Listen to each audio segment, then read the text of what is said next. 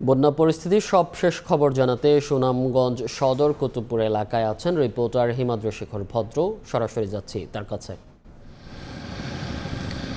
আমি আছি সুনামগঞ্জ সদর উপজেলার কুতুবপুর এলাকায়।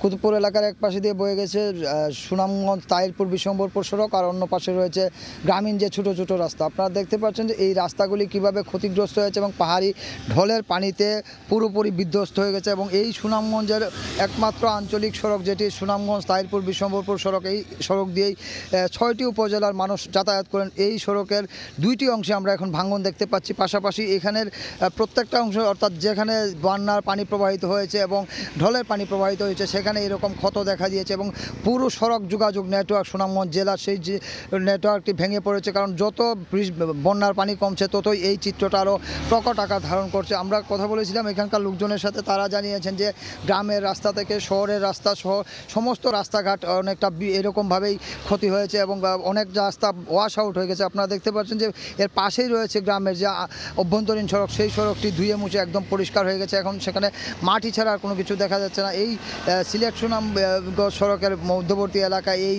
সুরমা ব্রিজের অংশের একটা সড়কটি, এটি কীভাবে ক্ষতিগ্রস্ত হয়েছে পাহাড়ি ঢলে, এবং প্রতিটা এলাকায় যে এলাকায় পাহাড়ি ঢল প্রবাহিত হয়েছে সেই এলাকার সড়ক যোগাযোগকে এইভাবে ধুয়ে মুছে সাফ করে দিয়েছে পাহাড়ি ঢলের পানি। আমরা কথা বলেছিলাম এখানকার এলজিডির সাথে, তারা জানিয়েছে যে তাদের 3,500 কিলোমিটার সড়ক ক্ষতিগ্রস্ত হয়েছে এবং সেই ক্ষতিগ্রস্ত সড়কগুলি মেরামত করতে আরও সময় লাগবে এবং ক্ষতির পরিমাণ সড়কেই শুধুমাত্র 500 কোটি টাকা ছাড়িয়ে যাবে। আমরা কথা বলেছিলাম রোডস অ্যান্ড হাইওয়ের প্রকৌশলীর সাথে, তিনি জানিয়েছেন যে এই রোডস অ্যান্ড হাইওয়ের 10টি সড়কে প্রায় 100 কোটি টাকার ক্ষতি সাধন হয়েছে। তো এই ছিল সুনামগঞ্জের কুতুবপুর গ্রাম থেকে বন্যা পরিস্থিতির সবশেষ খবর।